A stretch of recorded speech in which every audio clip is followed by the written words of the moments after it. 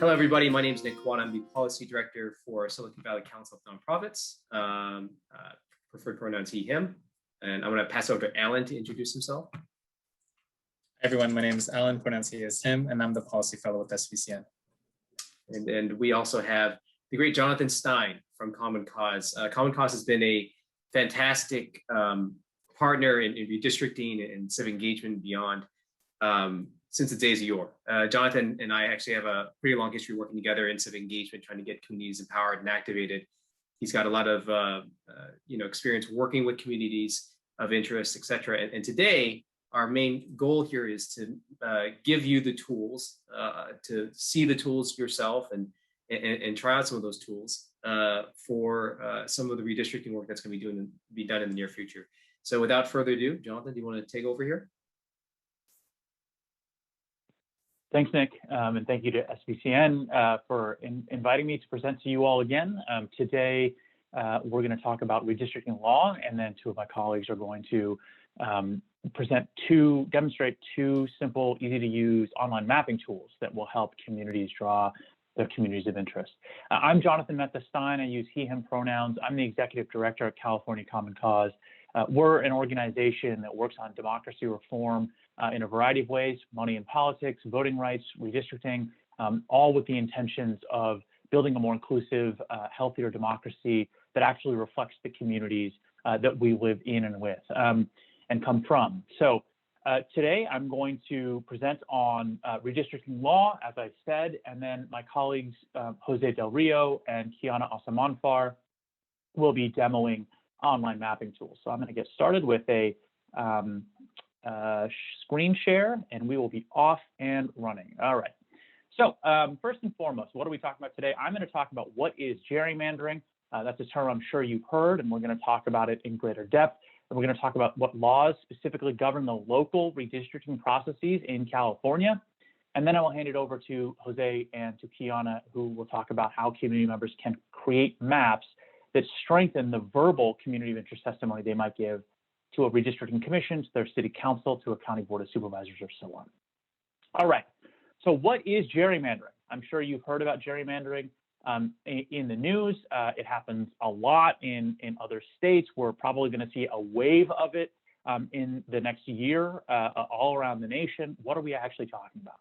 Well, racial gerrymandering is using redistricting to disenfranchise or minimize the power of communities of color. That can happen through packing or cracking or other mechanisms. So packing is when you take a community of color that lives widely and you draw them all into one district. So they only have political influence in one district when they ought to have political influence in more.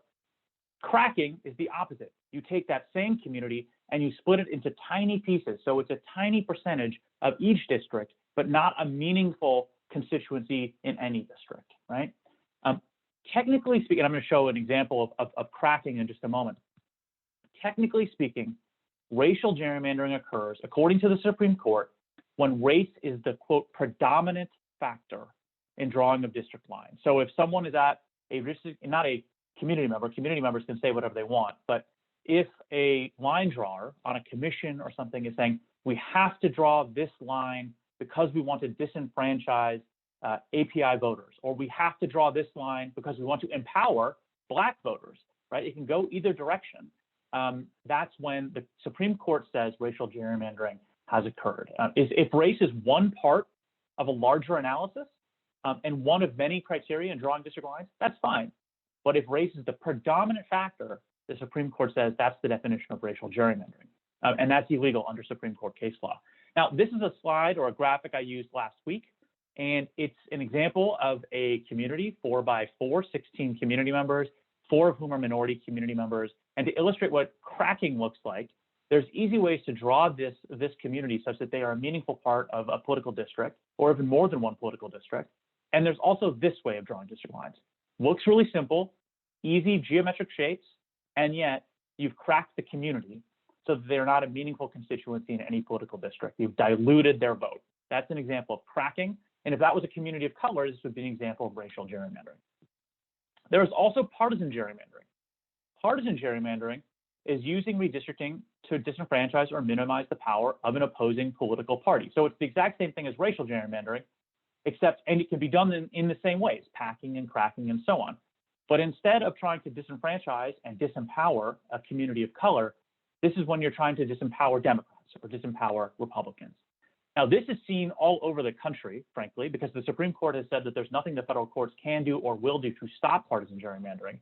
And in some places, like in North Carolina, you see really egregious, obvious cases of this, where, for example, the Republican state legislature drew a district map that clearly disenfranchised Black voters.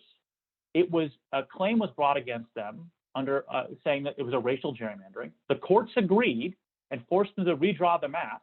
They redrew the map, and it was kind of the same map, honestly.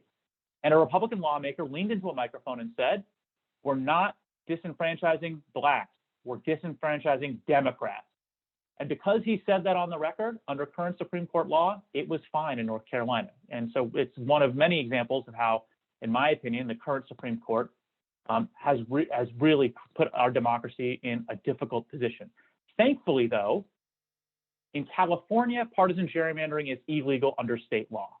So this is not permitted at any level of government under California state law. All right. There are other examples, though, of shenanigans in the redistricting process that are not racial gerrymandering or partisan gerrymandering. And specifically here, I'm talking about using the redistricting process to protect incumbents. This happens all over the place, and it is legal. There is nothing we can really do to stop it. So one of the reasons why Californians were so outraged by our state's redistricting process and created the State Redistricting Commission in 2008 was because the redistricting process that had been done in the previous decade, in 2001, was a handshake agreement between Democrats and Republicans in the state legislature to make sure that everyone could get reelected. Okay, it made sure that sitting incumbents of both parties were able to continue their political careers, and that sort of thing doesn't create a fair and open political process. Let me give you I don't know if it's right to call it a fun example of incumbency protection. This is Bobby Rush. He was a co-founder of the Illinois Black Panther Party in the 1960s. He became congressman from District 1 in Illinois in 1992. In 2000, he was challenged in the congressional primary by a young, up-and-coming Illinois state senator. Rush absolutely crushed that state senator, but he wanted to make sure that he never had to run against this young, up-and-coming state senator ever again. So that was in 2000. Redistricting happened after the 2000 election and before the 2002 election. So Rush and others got the district lines drawn to prevent him from ever having to face that challenger. Who was that challenger? It was Barack Obama. And what did District 1 look like starting in 2002? It looked like this. It went right around the edges of Barack Obama's house. Bobby Rush remains the only person to ever defeated Barack Obama in an election, and he still represents Illinois District 1 to this day. Okay, so you've got to look out for racial gerrymandering and partisan gerrymandering, both of which are illegal in California, but for different reasons, and incumbency protection shenanigans, which unfortunately are legal in California and everywhere. So let's dive deeper into the specific laws that govern the local redistricting process in Santa Clara County and across California.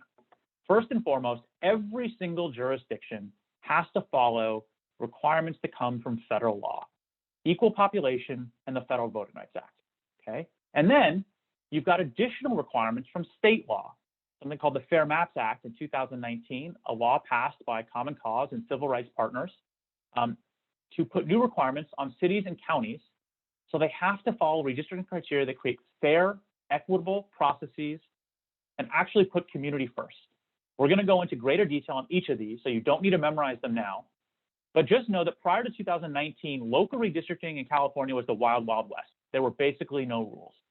And because of the Fair Maps Act, hopefully, we'll have a more fair, more open, more participatory, and more equitable process. All right, so let's go into each of these in order. First, the federal law, the Constitution, says that all districts in a local jurisdiction must have substantially equal numbers of residents. Now, why do I say the term substantially equal instead of saying exactly equal? The reason is because there's lots of different goals we're trying to achieve with redistricting. We're trying to keep communities of interest together. We're trying to keep neighborhoods together in specific districts. We're trying to make the districts compact and contiguous and all these other things. We're trying to comply with the Federal Voting Rights Act, which I'm going to get to in a moment. All of those things makes it pretty much impossible to get exactly equal population in a political district. So the courts have said you just need to get substantially equal, mostly equal, pretty much equal numbers of residents in each district. So how much wiggle room is permitted? 10% wiggle room between the largest and the smallest districts. And I can, if you're interested in question and answer, I can talk about the exact mathematical calculation, but there's about 10% wiggle room. And I want to note that we're talking, when we try to get to equal population between districts, we're talking about total population. We're counting everybody here. We're not just counting citizens. We're not just counting eligible voters. We're not just counting registered voters. We're counting everybody because everybody deserves representation. All right. Next, the other part of federal law that every jurisdiction has to be aware of and comply with is the Federal Voting Rights Act of 1965.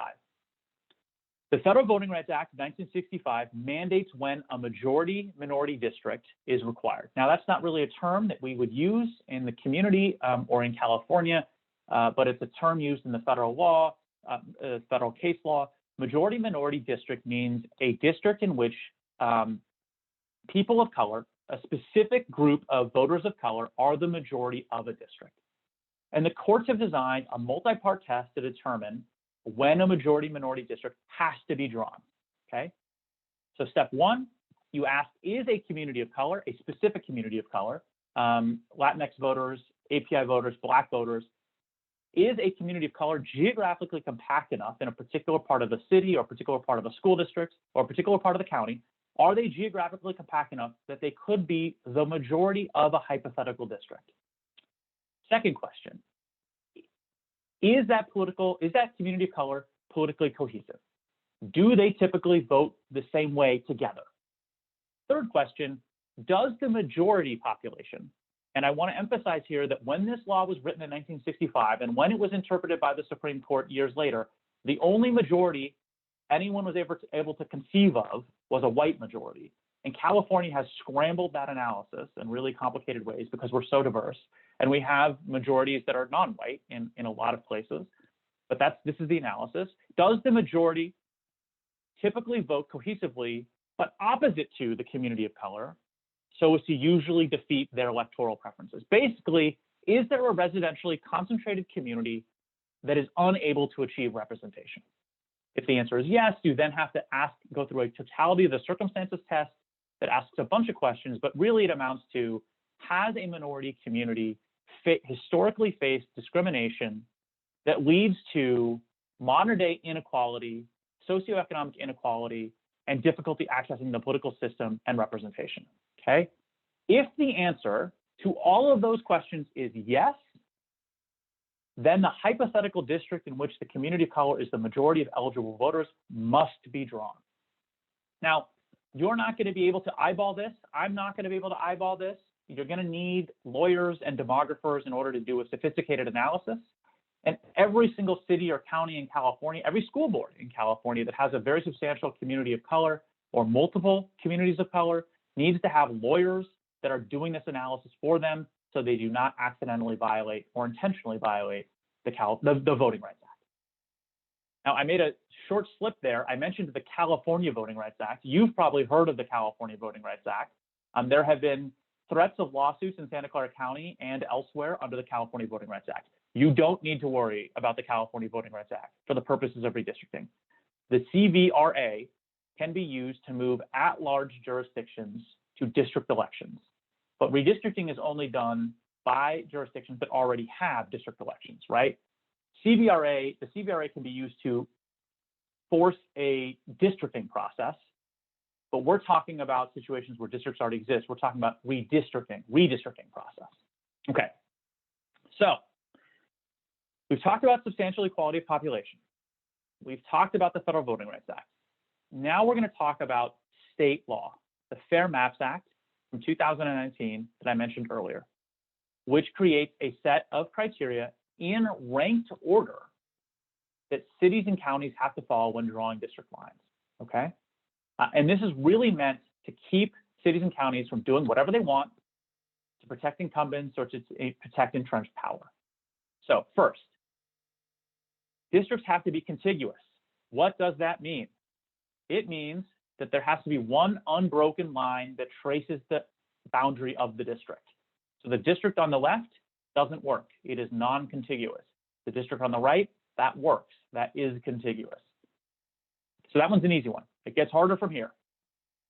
State law criteria 2, you have to keep neighborhoods and communities of interest whole. So everyone knows what a neighborhood is. There are recognized neighborhoods in San Jose and in every one of Santa Clara County cities. And so to the extent possible, you should not be splitting neighborhoods. It also says, though, you should not be splitting communities of interest. And we went into this in great depth last week, but I'm going to spend a minute or two on it again here because it's probably the heart of the beating heart of the redistricting process for our communities and for the organizations that we work for. A community of interest is a population that shares social or economic, this is from the law. A community of interest is a population that shares social or economic interests that should be included within a single district for the purposes of its effective and fair representation. That's legal language, probably doesn't mean a lot to you, so let me try to add some clarity. Basically, a community of interest is any community or group or network that shares interests or shares priorities or shares an identity or shares a culture or shares a history or shares a language or shares values. It is an intentionally flexible term. It does not have a black and white definition on purpose. People come forward and define for line drawers what the communities of interest are in their county or in their city or at their school board or in their special district. Okay? It is defined by the residents who live within the jurisdiction. So folks who share interests in a political issue, that might be a community of interest. Folks who share a faith community or a civic network or all work or belong to or members at a civic organization, that could be a community of interest. Folks who share a racial or ethnic identity, folks who speak one language, folks who share an immigration history, that could be a community of interest. Folks who share socioeconomic status, folks who say, you know, listen, I live in a particular part of town where there's more renters, fewer homeowners, lower income, lower educational attainment, and we struggle with bad city services. We don't have sidewalks, we don't have streetlights, we don't have clean water. That could be a community of interest, okay? And again, communities of interest are defined by the people of the jurisdiction. How do you find the communities of interest? You have to go talk to people. You have to actually hear their voices. We talked about this last week, about how it's a matter of the community coming forward to share their story. These are photos from Sunnyvale's districting process. That's Jackie Guzman, who's a city official in the city of Sunnyvale. They did a really good job of getting into the community to hear what the community wanted to see as district lines were drawn for the first time in the city of Sunnyvale.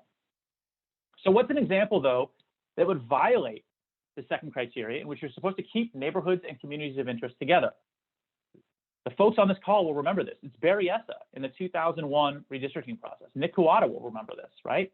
So prior to 2001, Berryessa had one state senator and one state assembly member. And then in 2001, the politicians in the state legislature wanted to protect incumbents, and so they split Berryessa into 4 assembly districts and 2 state senate districts. And it set off this huge fight where the residents and leaders of Berryessa, backed by Asian Law Alliance, ACI, Vietnamese American Roundtable, Berryessa Citizens Advisory Council, the Pakistani American Community Center, they came together in front of the Independent Citizens Redistricting Commission 10 years later and fought to be kept whole, right? And that was achieved. And we'll talk more about this next week, perhaps. But this is an example of what's not allowed under state law. You cannot split neighborhoods and communities of interest. Okay. Criteria 3 only applies to counties. It says that in a county redistricting, you should keep cities and census designated places, unincorporated parts of the county that are recognized as census designated places. You got to keep them whole in your county redistricting process. Okay, that's an easy one. Criteria 4, sorry, no, I apologize. Here's an example that would have violated criteria 3 if we were to see it today in Santa Clara County. It's the example from last week. Watts in 2001. or was split into 3 congressional districts and split into 3 state Senate districts. I'm using examples of higher levels of redistricting, Congress and the state Senate, but it's just an illustration of how if you split a city, in the past you could get away with it, but now under the Fair Maps Act, you cannot split a city. It would violate criteria 3. All right. State law criteria 4, you have to follow natural and man-made barriers. The district line should be easy to identify, easy to understand.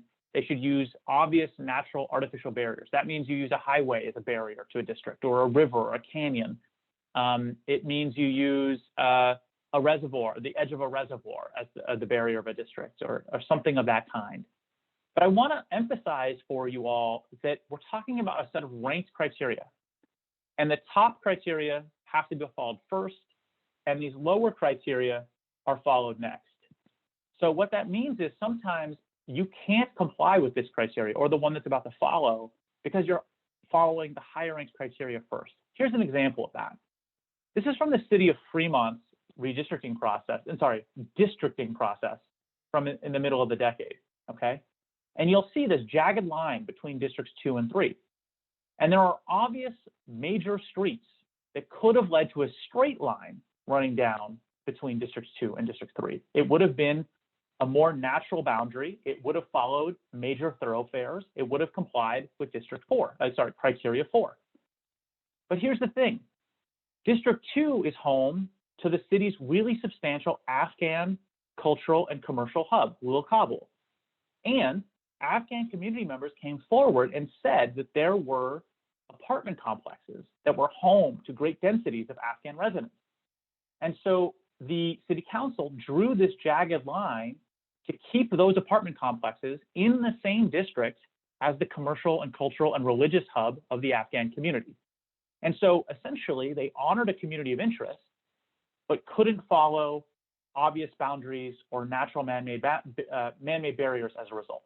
Okay, and that's totally appropriate because this all happened before the Fair Maps Act was passed, but if it were to happen today, it would be appropriate because they're following a higher ranked criteria and de-emphasizing a lower ranked criteria. So speaking of lower ranked criteria, let's move to the last one, and that's compactness. Now, people assume that good districts look like simple geometric shapes, squares and rectangles, and bad districts look squiggly and weird, and they have odd corners and bent lines. The reality is that's not true. Sometimes you have to have squiggly districts and bent lines because it honors communities on the ground. So here's the definition of compactness: to the extent practical and where it does not conflict with the preceding criteria. Council districts should be drawn to encourage geographical compactness. But I want to emphasize, this is the last criteria, and it can be de-emphasized to achieve other goals. Have you ever seen or been part of a community that organized its homes like this? No, of course you haven't. Communities don't organize themselves in simple geometric shapes. And as a result, districts that honor communities are also not going to be simple geometric shapes. In order to honor communities of interest, to keep neighborhoods whole, to comply with the Federal Voting Rights Act, districts may sometimes look odd. Okay, so a really squiggly, attenuated, weird district might be a sign of gerrymandering, but it isn't necessarily, it isn't automatically, it isn't inevitably a sign of gerrymandering, okay? There are no easy, quick answers. We have to be watching these redistricting processes closely to understand what's good and what's bad. All right, I'm gonna wrap up now and hit home stretch. I wanna identify some legal details just to wrap. First, the federal criteria that I want to reemphasize this, the federal criteria I mentioned, substantial equality of population and compliance with the Federal Voting Rights Act, those apply to all jurisdictions: cities, counties, water districts, other special districts, school districts. But the state criteria I just mentioned only apply to counties and general law cities, and they apply to charter law cities, but charter law cities can override the state criteria in the state law if they've chosen their own criteria and put them in their city charter, okay? And so you need to know some specifics of your local city redistricting process if you live in a charter city. And the straight criteria that I just mentioned, compactness, contiguity, following natural and man-made boundaries, keeping neighborhoods whole, keeping communities of interest whole, all of that, unfortunately, is just totally discretionary for school districts, for special districts, and community college districts when they draw their lines. They really have sort of total unmitigated power to do whatever they want as long as they're complying with federal law's requirements. Okay, that was a lot, and I moved quickly. The recording of this will be available, and the slides will be available. So if you want to spend more time with it, you can. Also, we authored a legal guide with the ACLU, which is on our hub of resources. That is commoncause.org/local redistricting 2021. I mentioned this last week as well. I'll probably mention it next week as also.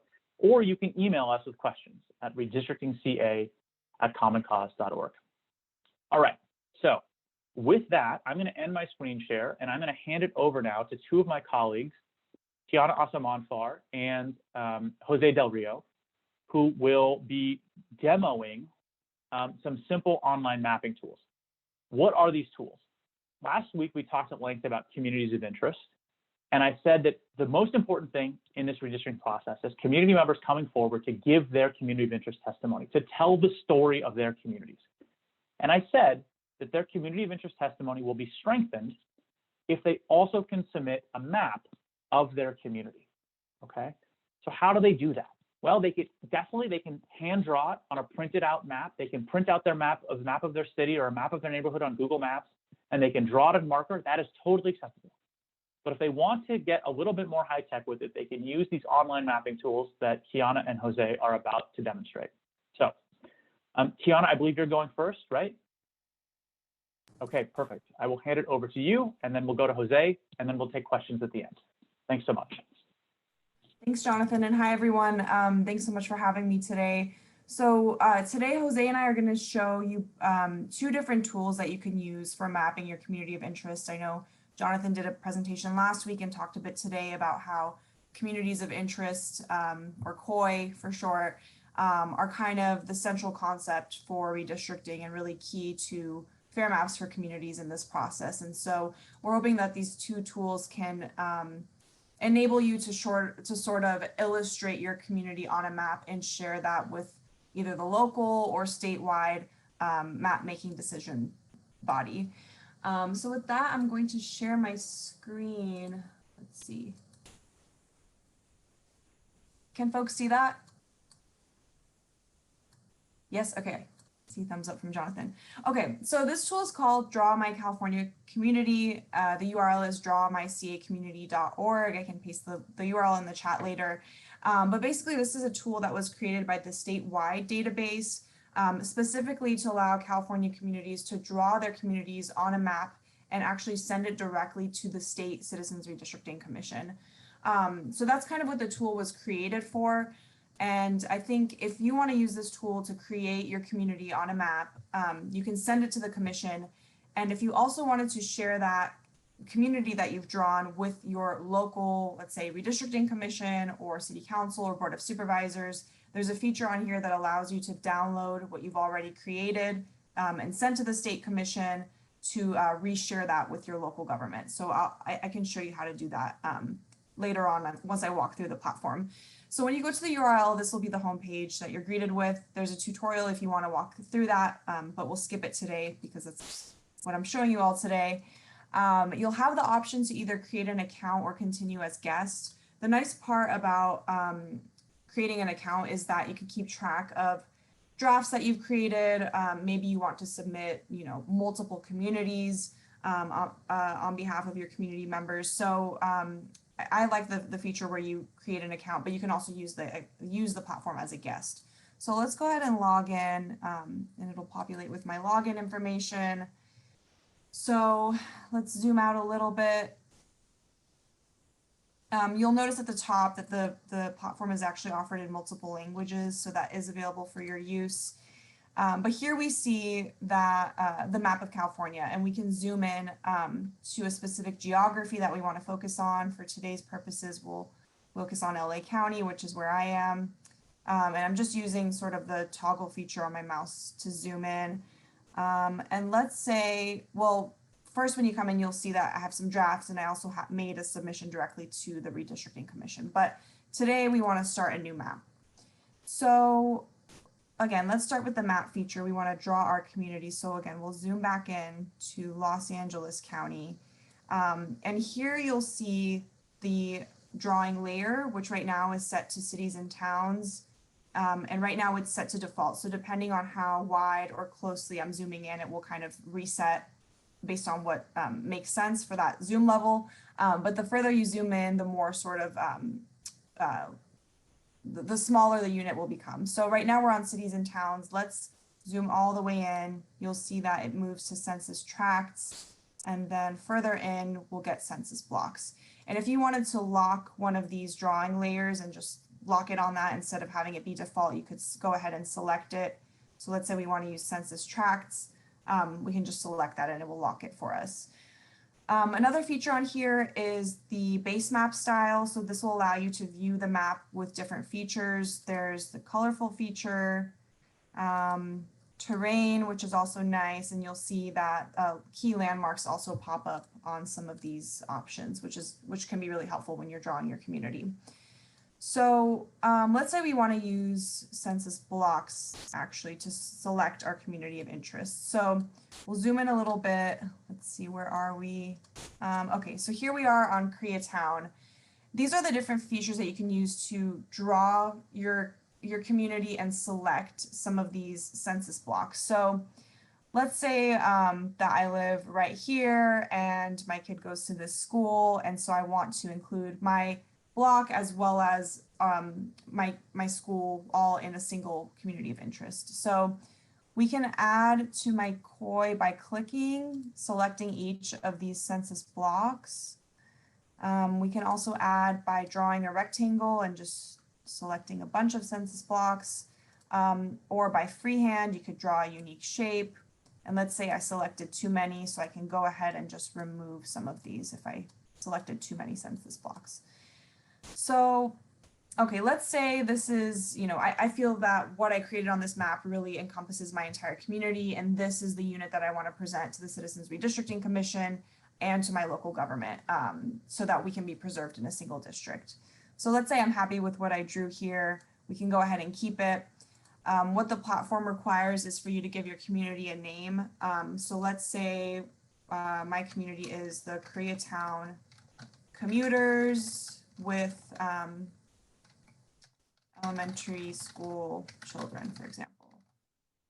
And then the next field is where you describe key aspects of your community. So as Johnathan said, the defining characteristic of a COI is really up to you. It can be a shared social network, a shared language, shared history, shared economic interests. Maybe you and your community members all work within a single industry. It's really up to you what characteristics you want to use to describe your COI. So let's say for this example COI, we are Koreatown residents who work in downtown LA, in the food industry, who also uses the Metro Red Line every day. And then if there are neighborhoods nearby that maybe aren't part of your COI, but you feel are similar to your community that you think should also be included within a single district, you can indicate that here. Or if you are different from other nearby neighborhoods, you can indicate that here to express why you think you should be in a different district than that community. And then you can add more information here, anything else that you want to share with the State Redistricting Commission. So let's say I'm happy with what I have on the map and with my description here, we can go ahead and submit. And then it just prompts you to review everything that you've created and written. You have the option to share your email address or phone number in case the commission wants to follow up with you. So you can indicate that here, and then you can just check these boxes and go ahead and submit. We won't submit today, but that's how you can go ahead and submit it to the State Redistricting Commission. I talked earlier about how, again, this tool was created to send COIs to the State Commission, but if you use it for state redistricting, and you also want to use what you created on for local redistricting, you don't have to create it again on a different platform. You can go ahead and just download what you already have here. So the way that you do that is you go to My Maps, and I think this will only allow you to do this if you've already submitted. So let's go back to My Maps. We'll leave this page. Let's go to submissions. This is something that I already submitted. We can go ahead and export this. You can rename the file if you like and select what kind of file format you want to use. Let's say we want to use PDF today. You can go ahead and download this, and then it should automatically download for you. And this is what it looks like. It'll give you an image of the COI map that you put together, as well as a description. So you can download this and send this again to your local commission, city council, board of supervisors if you want this, what you've created here, to be considered in your local redistricting process. Another unique feature about this that I learned if you're engaging in state redistricting is once you submit your COI, it gives you a unique submission ID. So let's say that one of your family members created a COI and you really like that COI, you want to express support for it. You can actually ask them for the submission ID of the COI that they submitted and write to the commission either through email or through public comment and say that you'd like to essentially sign on to this submission ID number and express support for keeping that COI preserved in the state maps. So I think that's most of the features of this tool. I'll go ahead and pass it to Jose, who's going to share a little bit more about a different tool that's available for you to use. And I'm also happy to answer any questions.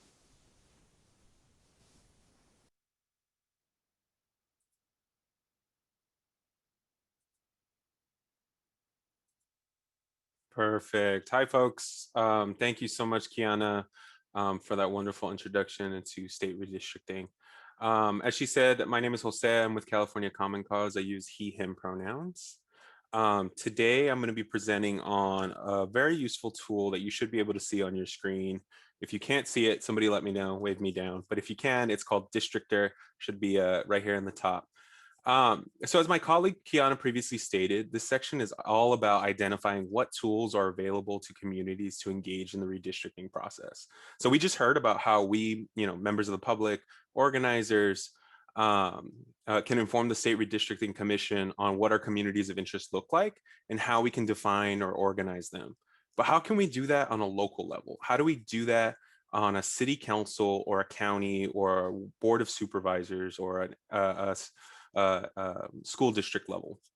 Well, that's where Districtor comes in. So Districtor, just a little background, so you have some information on the tool. Districtor is just a free public web tool for districting and community identification. So it's developed by the folks over at Tufts University. It's a mapping software that's extremely helpful, to amplify your voice. It lets you put your community on the map, literally. I know that's cheesy, but that's what it does.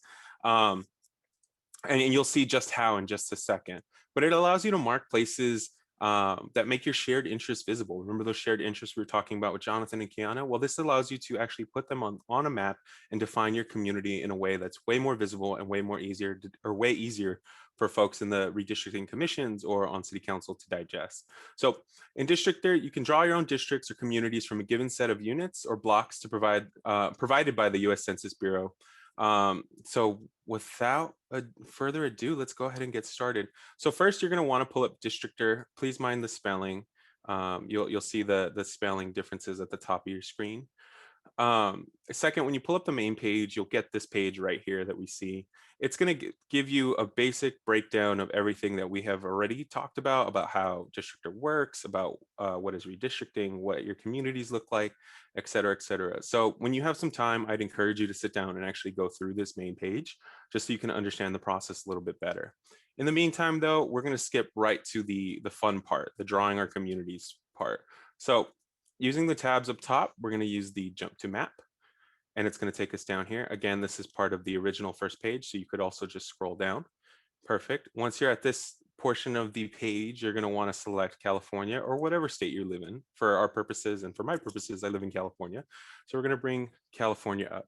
So it's going to bring you to a menu that looks a lot like this, and it's going to give you two key options: draw districts, or draw communities.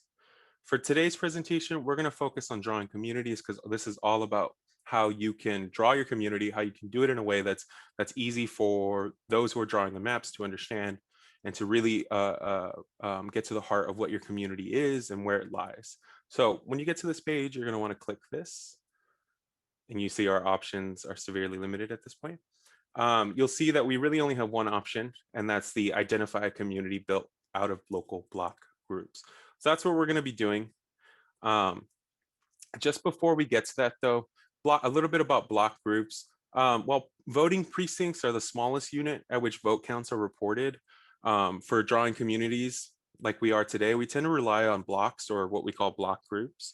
So blocks and block groups are just units created by the US Census Bureau with input from the various states. Blocks are the smallest geographic unit published by the Census Bureau and attempt to fit neatly into geographic features of their surroundings, whether it be interstate highways, rivers, city blocks, while block groups are formed by grouping blocks together. So you can think of it in a way like putting blocks together, city blocks together, and that forms one block, or taking multiple blocks can form multiple block groups. So once you're on this page, going back to the web page, we're going to click this. And this is really where the bells and whistles are. You're going to see this interface that appears. You're going to have this plus minus, the search bar, and this menu on the right-hand side, or what should be your right-hand side. We'll go ahead and ignore the menu just for a second. Oops, excuse me. Ignore the menu for just for a second. And as you can see, it's very similar to what you would see on Apple Maps or Google Maps or Waze or anything like that. So you should have some base level familiarity of how to use this. If you don't, it's okay. It's very easy to learn. But the first key thing you're going to want to notice is the search bar up here. The search bar up here allows you to input coordinates. It allows you to use landmark names, city names, addresses, et cetera, et cetera. So you can really narrow down on what your community looks like. So for our purposes today, I'm going to use a city that's not too far away and use South Pass. Oh, excuse me. I set off my Siri by accident. I'm going to use South Pasadena, California. Perfect. So as you can see, I typed in the city, I typed in the state, and it brought us into this very zoomed in picture of South Pasadena, California. You'll see, just like I said before, and I'm going to expand this window a little bit for myself. You'll see, just like I said before, it's very similar to what you'd see on Apple Maps or Google Maps or Waze or anything like that.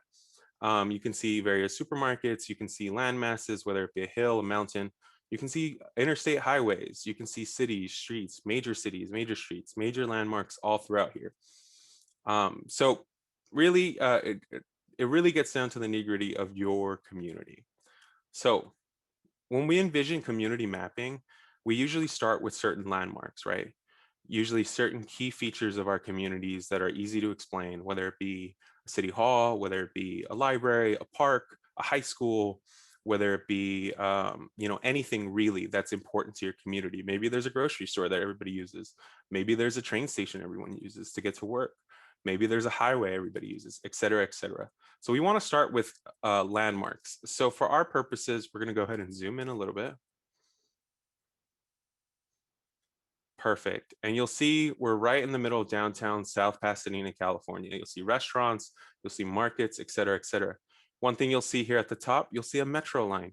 So the metro in South Pasadena, California is actually really important for transportation. It's a major hub. A lot of folks use it to go to northern areas of Pasadena.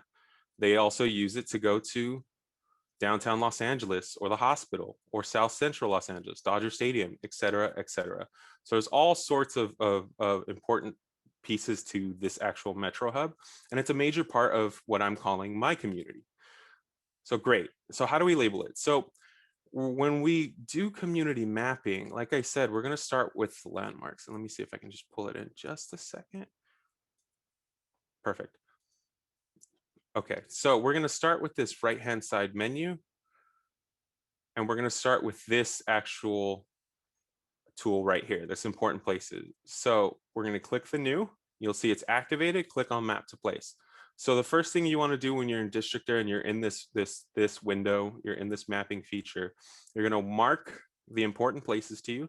So in our particular case, it's going to be that metro stop, and you'll see that it gave you a nice red circle to outline where I put the point, and it's called new point 1. And you'll see that corresponds with this new label down here called new point 1.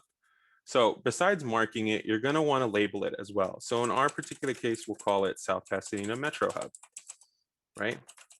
But what makes the South Pasadena Metro Hub so important to your community? Well, it's the sole source of public transportation. You know, it goes to downtown LA, excuse my spelling. It goes to Santa Monica, Dodger Stadium, go Dodgers,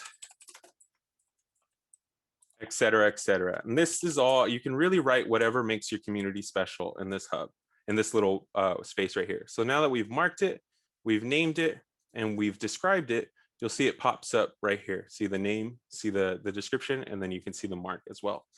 So besides this, you're probably gonna wanna do this a few times with other landmarks in your community. Another big landmark in South Pasadena is the library, which I marked right here.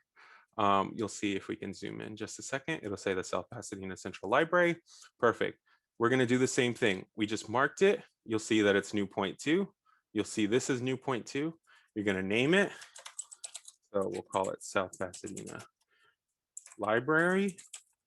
And then we're going to describe it, because remember, at the end of this exercise, we're going to want to submit this map to either the demographers, city officials, maybe members of our community, to show them which communities or which landmarks or which parts of our community actually make up what we call our community of interest, or our COI, right? So we named it, now we got to describe it. So why is the library special to you? Well, it's a meeting place.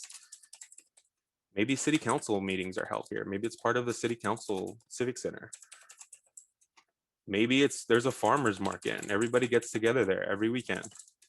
You know, it's the sole source of books, et cetera, et cetera. So now we marked it, we named it, and we described it. So we're gonna do this one more time. We're gonna just a little quickly. And we're gonna choose something that's a little outside of this particular quadrant. We're gonna do it with Garfield Park. So we're gonna do the same thing.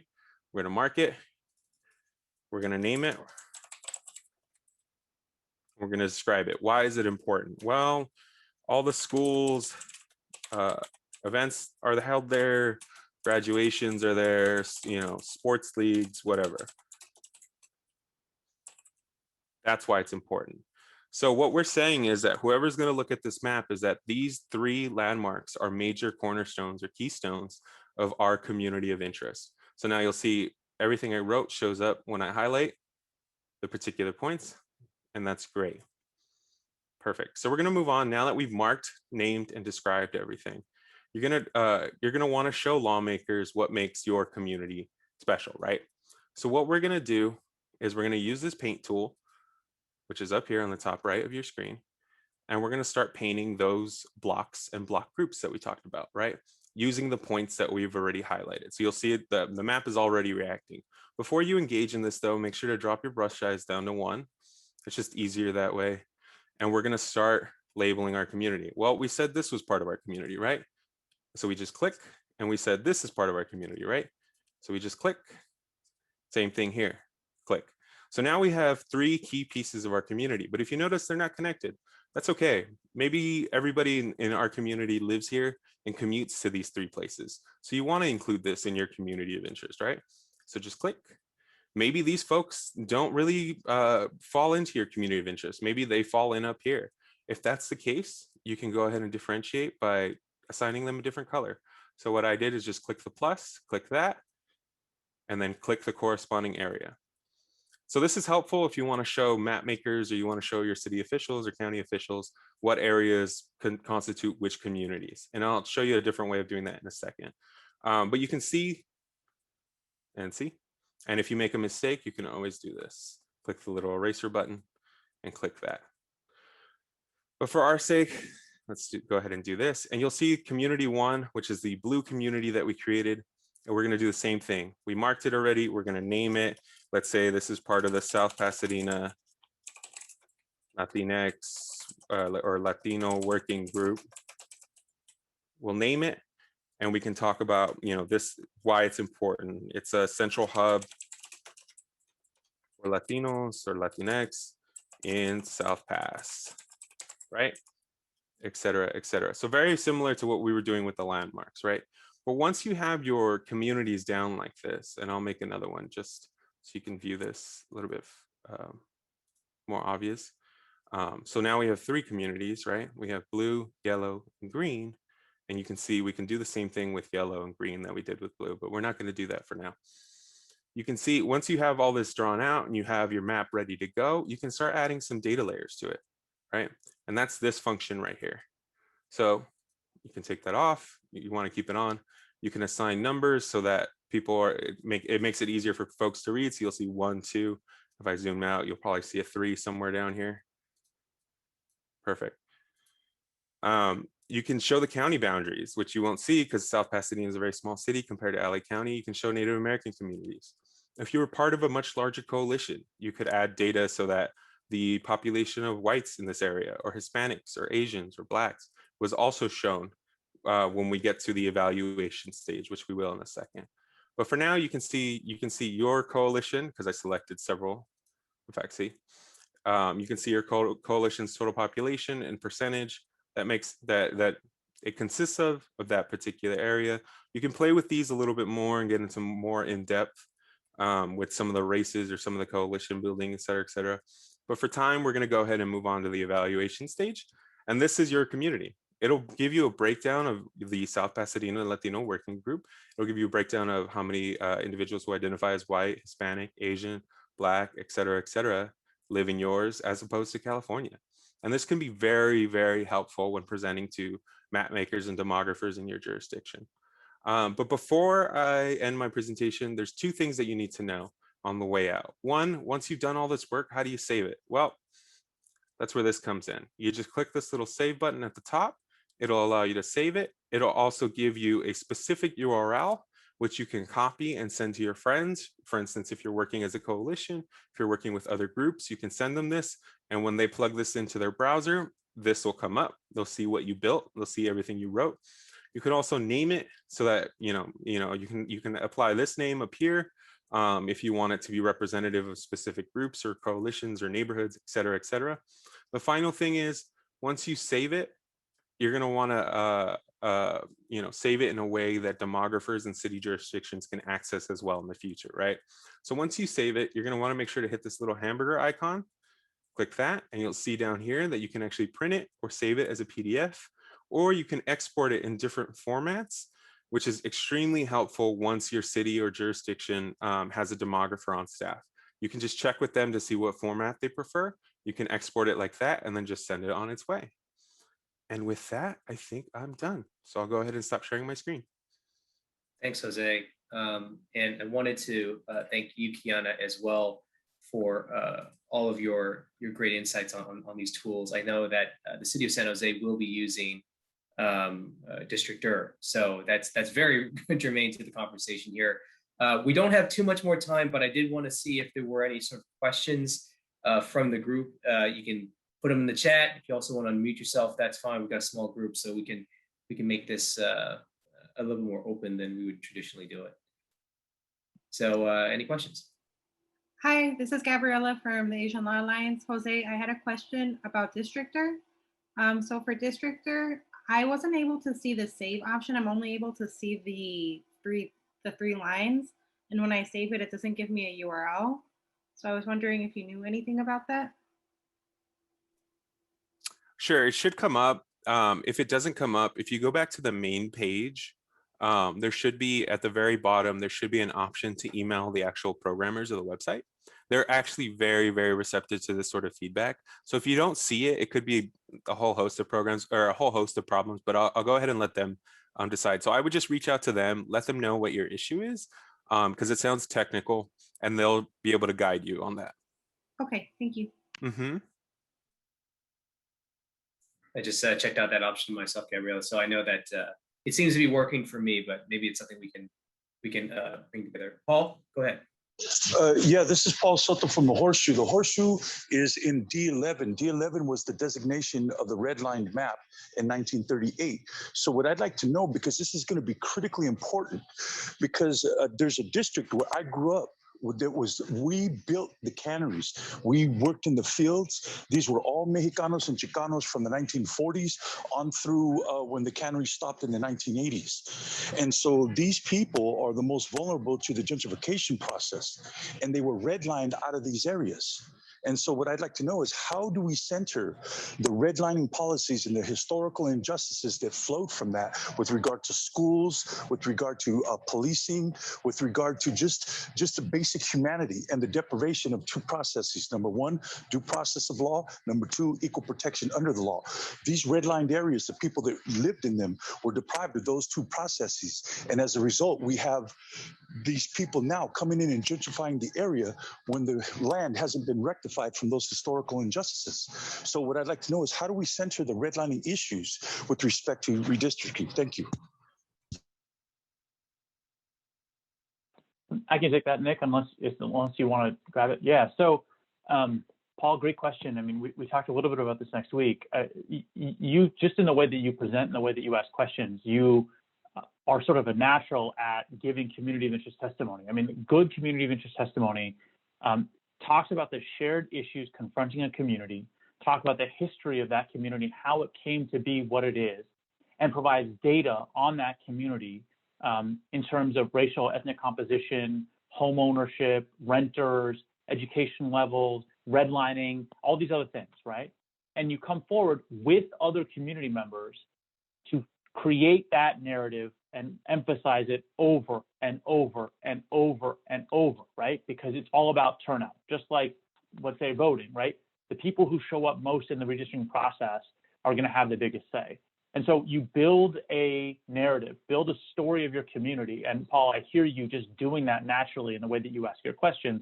But take the time to perfect that, supplement it perhaps with a map of the neighborhood you're talking about or the community you're talking about, using Districtor, right, that Jose demonstrated, and then bring in others to share that story with you. And you've got all the pieces you already need, I think, ready and available to you. Thanks, Johnathan. And I could second everything that Johnathan just said. I think it really is about showing up. A lot of the times when we don't show up at the table, we get on the menu. So I think this is very apt in this circumstance. We've seen that time and time again with a lot of communities here in the county. So this is an opportunity for us as community-based organizations to really reach out to these community members to show up, to help draw these maps, because a lot of the most powerful testimony will fall by the wayside unless it is backed by data and consensus, community consensus.